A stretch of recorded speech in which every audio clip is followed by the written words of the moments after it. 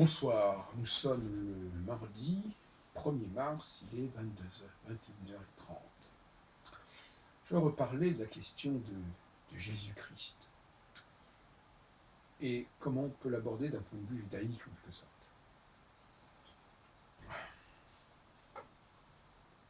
Je suis en faveur d'une sorte de solution intermédiaire qui ne satisfera ni les juifs ni les chrétiens. C'est souvent d'ailleurs les meilleures solutions. Que l'idée qu'il puisse y avoir un homme qui soit Dieu, à mon avis, ça n'a probablement pas été inventé par les chrétiens ni par ce Jésus. C'était seulement une très vieille croyance juive, qui pour une raison ou pour l'autre a été refoulée. D'où la dissociation entre Moïse et Dieu. Alors que chez Jésus, Moïse est Dieu, en quelque sorte.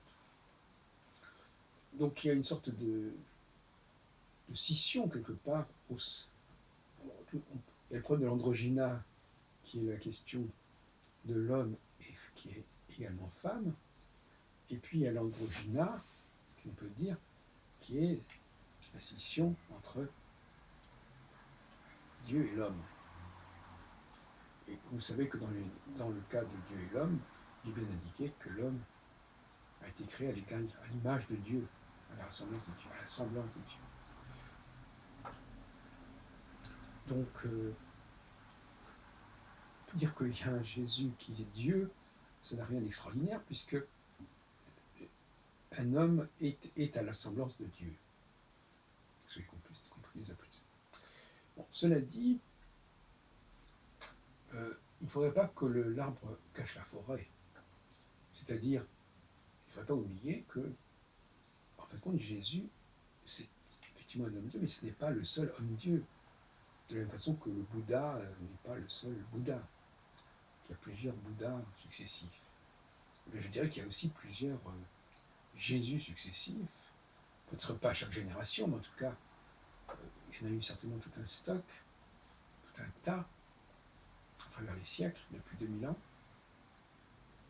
Et on peut dire quelque part que c'est une forme de réincarnation, comme le Dalai Lama, qu'effectivement, on puisse voir des réincarnations de Jésus. Mais le mot réincarnation me paraît un petit peu excessif. C'est simplement d'une lignée qui se transmet génétiquement, en quelque sorte, de génération en génération, si on veut, et qui a donné les hommes les plus remarquables de leur temps, tout simplement. Jusqu'à ce jour, y compris. Et d'ailleurs, d'une certaine manière, on peut se demander si ce n'est pas au sein du peuple juif que ces hommes doivent naître, et sont nés, de facto. On a quand même eu des spécimens remarquables depuis quelques siècles, dans le monde juif, d'hommes qui sont considérés comme des phares, des lumières de notre civilisation. Donc en ce sens-là, oui, nous ne sommes pas en faveur d'un culte de Jésus. Ce culte de Jésus, il a l'essence de son temps. Mais à partir de même qu'il peut y avoir le culte aujourd'hui d'un grand homme, comme De Gaulle, par exemple, comme Napoléon, etc., voire comme Hitler. Mais, donc le problème, c'est cette espèce de volonté de s'en tenir à ce Jésus historique qui va, en quelque sorte, éclipser les Jésus qui vont lui succéder. Donc, bon, d'un côté, alors maintenant, pour ce qui concerne le monde juif, l'idée d'un homme Dieu, une idée qui n'est plus familière, et qui, comme on l'a dit tout à l'heure, a probablement existé, puisque l'idée même d'un Adam à l'image de Dieu, c'est déjà une forme d'homme-dieu. Qu'est-ce que c'est que le Christ sinon, qu'est-ce que c'est que Jésus sinon quelqu'un qui est à l'image de Dieu, à l'image du Père. Donc c'est pas nouveau. Il ne s'agit pas donc d'instaurer un culte de Jésus, mais il ne s'agit pas non plus d'instaurer un culte de Dieu,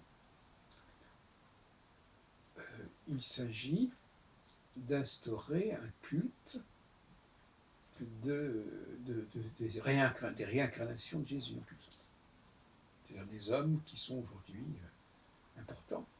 Et quelque part, le rabbin, par exemple, le chassid, le tzaddik, il y a tout un ensemble de personnages comme ça qui font l'objet d'un culte, voyez-vous, qu'on prend parfois pour le Messie. Donc, finalement, l'homme-dieu, il faut le chercher à chaque génération. Et c'est en cela que les chrétiens font problème, parce qu'ils sont polarisés sur un homme-dieu qui a vécu il y a 2000 ans, et dont on ne connaît pas pleinement toute l'histoire, alors qu'en réalité, cet homme-dieu, il s'est manifesté tout au long de l'histoire.